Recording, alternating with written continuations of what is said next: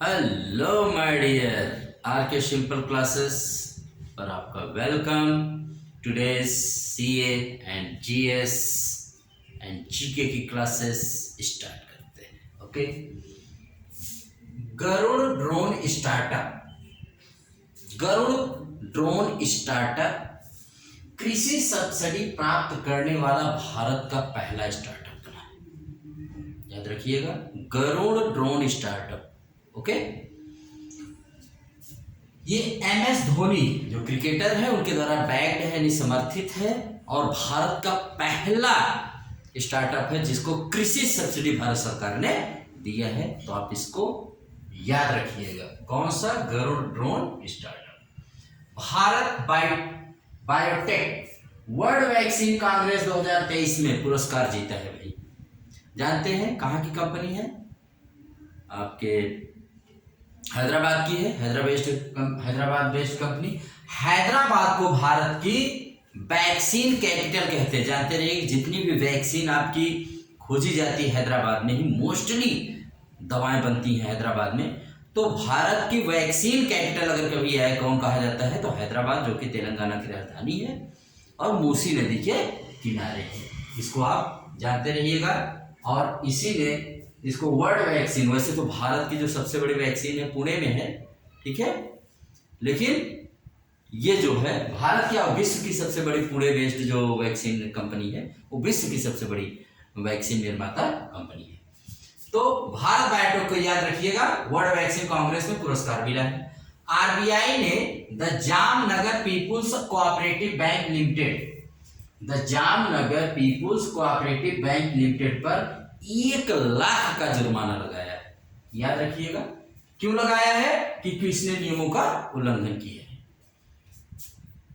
किरेन रिजिजू जो भारत के कानून मंत्री हैं, हमारे देश के कानून मंत्री, लॉ मिनिस्टर ऑफ इंडिया, ने भारतीय संविधान का डोगरी भाषा में पहला संस्करण जारी किया है। डोगरी भाषा का संविधान जो है, डोगरी भाषा का पहला first addition in Dogri language, ठीक है। डोगरी कहाँ बोली जाती है भाई? तो डोगरी मोस्टली आपकी ये कहाँ की भाषा है? जम्मू कश्मीर के। डोगरा ही राजा थे। डोगरा राजा कहाँ रहते थे? सब जम्मू कश्मीर के लिए। डोगरा राजा थे आपके, जो भारत विलय की बात आई थी, भारत में विलय की बात आई थी जम्मू कश्मीर में, तो डोगरा राजा थे हरि सिंह, जिन्होंने भारत के साथ विलय पत्र पर हस्ताक्षर किया था, ठीक है। इसको आप जानते रहिएगा। किस भाषा में अभी संविधान के पहले संस्करण का? तो very important, super important, Dogri भाषा। जानते रहिए, डोगरी भी बोली जाती है वहां, बाल्टी है, सिंधी है, उर्दू है, ये सब वहां की भाषा है। बोडो कहाँ की भाषा है? बोडो भाषा है असम की, मशहूर भाषा है, ठीक है। ओके, जानते रहिएगा। भारतीय संविधान में कुल कितनी भाषाएं हैं? 22 भाषाएं हैं कुल। कितनी भाषाएं? 22 भाषाएं, याद रखिएगा, ये आता है। ये भी हो गया। अब हम चलते हैं असम में। असम में अभी हमारे प्रधानमंत्री जी गए थे 14 तारीख को, और वहां पर बहुत सारे प्रोग्राम को उन्होंने किया है। तो सबसे पहले असम का सबसे मशहूर जो फेस्टिवल है बिहू, जो साल में 3 बार मनाया जाता है।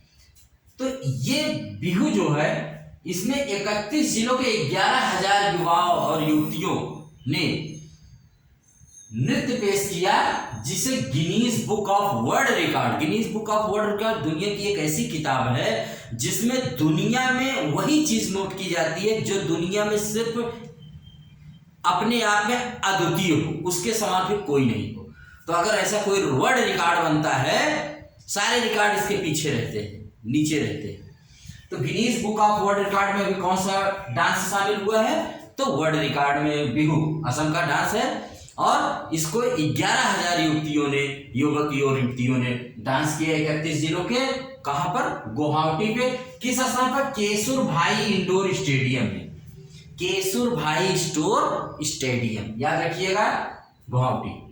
तो इसको प्रधानमंत्री के सामने ही हमारे Guinness book of world record के सारे ऑफिसर लोग थे, और इस डांस को एक साथ एक जगह पर, इस डांस को इतने सारे लोगों ने किया कि उसका वर्ल्ड रिकॉर्ड बन गया, और Guinness book of world record में ये शामिल हो गया।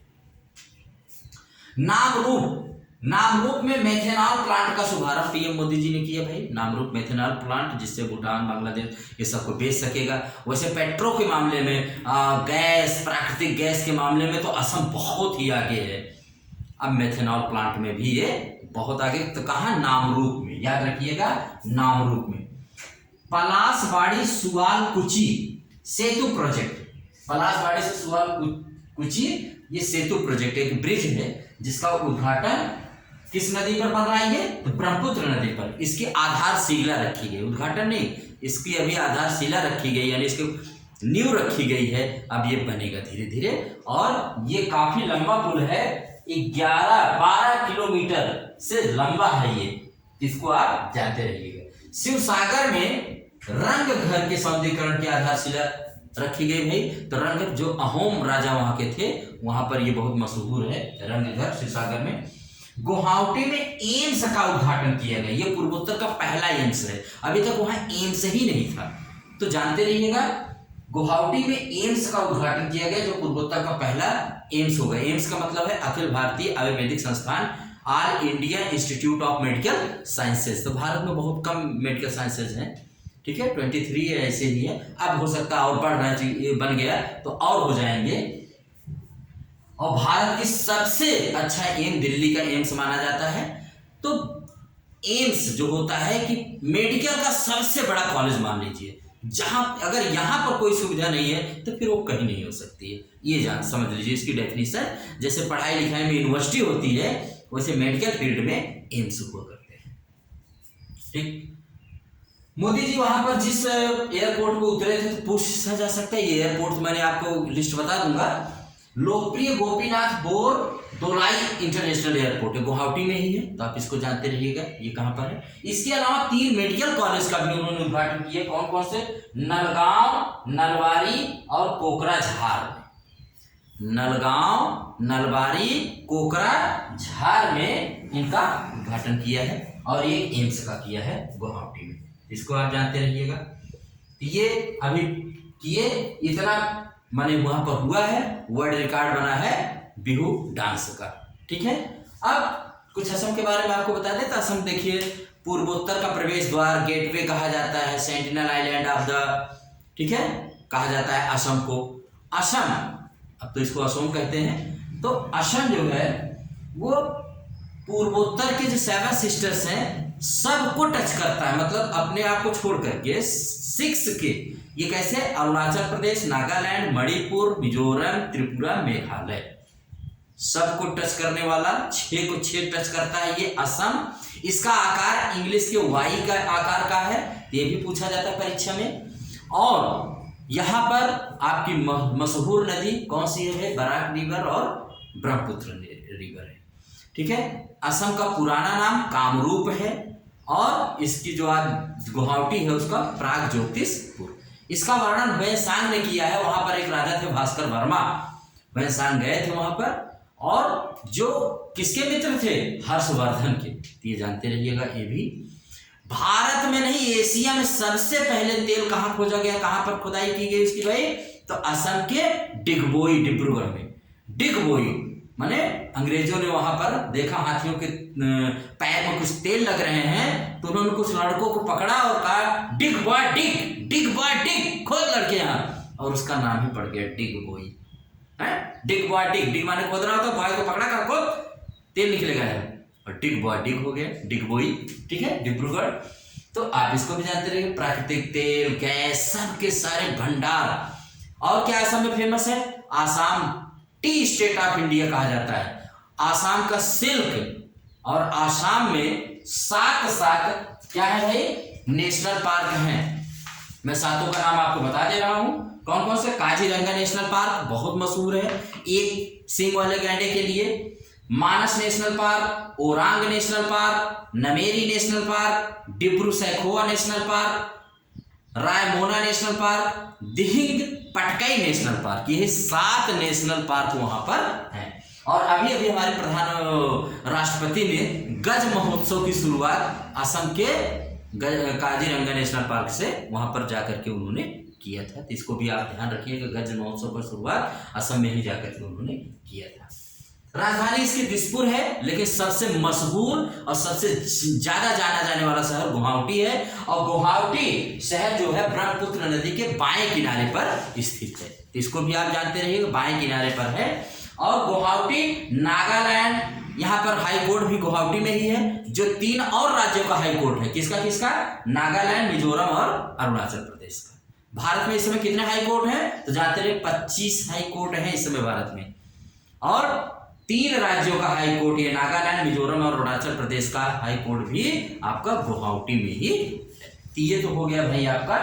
असम में बहुत और सारी चीजें हैं, कितनी सारी सिल्क, टी मैंने आपको बता ही दिया है, ठीक है। तो ये सारी चीजें भी आप असम के बारे में ध्यान। माजुली द्वीप एकमात्र दुनिया का जो नदी के द्वारा बनाया गया विश्व का सबसे बड़ा द्वीप है, वो ब्रह्मपुत्र नदी द्वारा बनाया जाता है, तो वहीं पर है।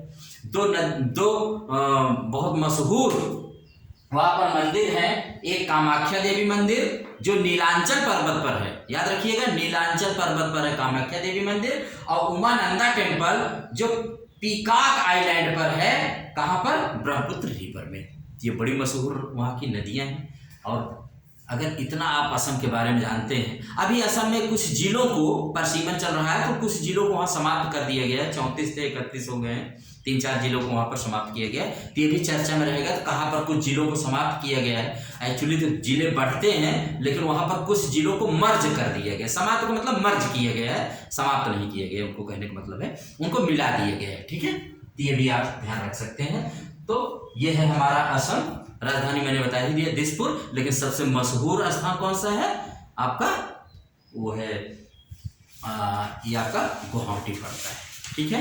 और भी कुछ अगर इसके शहर देखना चाहे, फेमस सिटी है गुवाहाटी है, जोरहाट है, डिब्रूगढ़ है, तेजपुर है, सिलचर है, ये सब वहां पर बड़े मशहूर क्या है भाई? ये शहर है, आप इसको जान सकते हैं। आइए, भारत में अभी कुछ समय पहले ही हमारे यहाँ के केंद्रीय निर्वाचन आयोग, इसमें जो हमारे राजीव कुमार जी हैं, भारत के निर्वाचन आयुक्त जो हैं, मुख्य निर्वाचन आयुक्त, chief election commission of India, उन्होंने पार्टियों को फिर से एक बार निर्धारण किया। पार्टियों को समय पर, देखो राजनीतिक दल क्या होते हैं, जब कुछ लोग एक समूह बना लें और कहें कि हमारे अनुसार शासन चलेगा, तो इसको राजनीतिक दल कहते हैं। राजनीतिक दल 2 प्रकार के होते हैं, एक नेशनल पार्टी जो पूरे देश में या ज्यादा किसी देश के ज्यादा भाग में जिसको लोग खूब जानते हो, जिसका खूब प्रभाव हो, तो ऐसे दल को राजनीतिक पार्टी कहा जाता है। लेकिन उसके लिए कुछ शर्तें होती हैं, उनको भी फॉलो करना पड़ता है, ठीक है। और दूसरे होते हैं राज्य पार्टी, स्टेट पार्टी या रीजनल पार्टीज। तो इसमें जो सबसे बड़े मशहूर होते हैं नेशनल पार्टी। नेशनल पार्टी से ऐसा क्वेश्चन आता है, तो नेशनल पार्टी कौन हो सकती है भाई? नेशनल पार्टी तो आप जानते रहिएगा, नेशनल पार्टी के लिए बनने के लिए क्या योग्यताएं होती हैं? पार्टी ने लोकसभा विधानसभा चुनाव में पिछले में 4 या 4 से अधिक राज्यों में कम से कम 6% वोट प्राप्त किया हो, और उसके राज्य या राज्यों में कम से कम 4 सांसद हो, या पार्टी ने लोकसभा में कम से कम 2% सीटें प्राप्त की हो, जिनके उम्मीदवार कम से कम 3 राज्यों से चुने गए हों, या पार्टी ने कम से कम 4 राज्यों में राज्य स्तरीय या क्षेत्रीय पार्टी की मान्यता प्राप्त कर ली हो। इनमें से जो भी एक क्राइटेरिया में आएगा, उसको तुरंत नेशनल पार्टी का दर्जा दे दिया जाता है। तो इसको अब देखिए, अब इस समय अभी जो अप्रैल में ही हमारे निर्वाचन आयोग ने बताया कि भारत में इस समय 6 नेशनल पार्टी रह गई है। पहले 8 थी। लग रहा था कि आपको मिल रहा है तो 9वीं पार्टी बनेगी, लेकिन एकदम गेम उल्टा हो गया, 3 पार्टियां गायब हो गई, तो 5 बची और आप आ गई तो 6 हो गई। आप इसको 6 को याद रखिएगा। इसके बारे में कुछ आपको जानकारी दे देता हूं। नेशनल पार्टी के बनने के बाद फायदे क्या होते हैं? तो देखो, उनका चुनाव चिन्ह कभी नहीं बदलेगा, पूरे देश में उनका चुनाव चिन्ह रहेगा। जैसे अब कमल है बीजेपी का, कि कमल हर जगह, चाहे जहां भारत में चुनाव लड़ेंगे, आप बताएंगे कि मेरे कमल को मजबूत करिए, मेरे कमल को रोड दीजिए। बाकी लोकल पार्टियां, क्षेत्रीय पार्टियां जाएंगे तो हर जगह उनका चुनाव चिन्ह बदलता रहता है। दूसरा फायदा होता है कि ये आकाशवाणी दूरदर्शन पर इनको एक जगह मिलती है जहां से ये अपना प्रचार प्रसार कर सकते हैं। ये 40 स्टार प्रचारक रख सकते हैं, जिनका खर्चा जो वहां पर चुनाव लड़ रहा है उसमें नहीं जोड़ा जाता है। पार्टी मुख्यालय के लिए नई दिल्ली में सरकार मुफ्त में जमीन देती है, वेरी इंपॉर्टेंट ये पॉइंट बनता है। इनको अब जो भी नेशनल पार्टी होंगी उनको सरकारी जमीन दी जाती है भारत सरकार द्वारा। और निर्वाचक नामावलियों के 2 सेट उनको निःशुल्क मिलता है। तो ये कुछ इसके फायदे हैं। अब आइए कौन कौन सी हमारे यहाँ की पार्टियां हैं तो उनको जान लीजिए। कौन कौन सी पार्टी है भाई, तो इसमें पार्टी में आपकी हम इसको क्रम से लिख दिए हैं कि जिसकी स्थापना जिस हिसाब से हुई और कब किसको नेशनल पार्टी का दर्जा दिया गया है।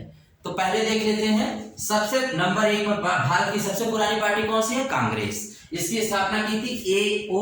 ह्यूम ने। कब की थी, 1885 में। कहाँ की थी, मुंबई में, ठीक है। और 1968 में इसको नेशनल पार्टी का दर्जा दिया गया। इसका चुनाव चिन्ह क्या है, हाथ का पंजा, हाथ का पंजा, कांग्रेस, ठीक है। माकपा, माकपा की स्थापना S.A. डांगे द्वारा 1964 में। 1968 में इसको नेशनल पार्टी का दर्जा दिया गया। हंसिया, हथौड़ा और तारा इनका चुनाव चिन्ह है, ठीक है। हंसिया, हथौड़ा और तारा। भाजपा, ये तो अगर इसकी स्थापना शुरू से देखी जाए तो इसको शुरू में जनसंघ कहा जाता था, जिसकी स्थापना डॉक्टर श्यामा प्रसाद मुखर्जी ने की थी। लेकिन इसकी स्थापना मानी जाती है 1980 में बीजेपी के नाम से जानी गई। और उस वक्त इसके अध्यक्ष जो बने थे अटल बिहारी वाजपेयी जी बने थे, इसलिए आपको जानते रहिएगा। 1984 में, 80-84 कोई क्लियर नहीं, लेकिन 84 तक इसको नेशनल पार्टी का दर्जा मिल गया था। और इसका चुनाव चिन्ह है भाई कमल। बसपा, जिसको हम लोग BSP कहते हैं, कांशीराम जी ने इसकी किया था, क्या स्थापना किया था, कब, 1984 में। 2004 में इसको जाकर के नेशनल पार्टी का दर्जा दिया गया। और हाथी, एलिफेंट, इसका चुनाव चिन्ह है। NPP, नेशनल पीपुल्स पार्टी, इसकी स्थापना P.A. संगमा द्वारा की गई है। ये पूर्वोत्तर की एकमात्र नेशनल पार्टी, वेरी इंपॉर्टेंट। और पूर्वोत्तर में बहुत बड़ी इसका प्रभाव है भाई, बहुत बड़ा इसका प्रभाव रहता है पूर्वोत्तर में। 2013 में इसकी स्थापना हुई। 2019 में इसको जाकर के नेशनल पार्टी का दर्जा मिला। किताब, बुक इसकी क्या है भाई, चुनाव चिन्ह है। आपको कहते हैं आम आदमी पार्टी। इसकी स्थापना अरविंद केजरीवाल के द्वारा की गई थी। कब, 2012 में। 2023 में जाकर के इसको नेशनल पार्टी का दर्जा मिला। और झाड़ू इसका निशान है, झाड़ू जो घर में लगाई जाती है। और जान लीजिए कौन सी पार्टियों का नेशनल पार्टी से दर्जा छीना है, तो उसमें TMC है, तृणमूल कांग्रेस, NCP, रांगपा कहते हैं इसको, नेशनल कांग्रेस पार्टी कहते हैं, और CPI यानी कम्युनिस्ट पार्टी ऑफ इंडिया, ठीक है। 3 का दर्जा छीन लिया गया नेशनल पार्टी का। और यही है आज का। तो आपको बहुत जानकारी आज हो गई भाई, हमने बहुत सारे कुछ शेयर किया। इसी के साथ इस क्लास को यहीं पर मैं करता हूँ। आगे सिंपल क्लासेस पर ऐसी ही जानकारियों से भरा हुआ क्लास में डेली लेकर आऊंगा, आई प्रॉमिस। हो तब तक आप अपने मेहनत को, अपने मेहनत से अपनी तैयारी को धार देते रहिए और हारिएगा नहीं, जीत करके दिखाइए। इसी के साथ आगे सिंपल क्लासेस को लाइक, शेयर एंड सब्सक्राइब कर सकते हैं। Thank you very much.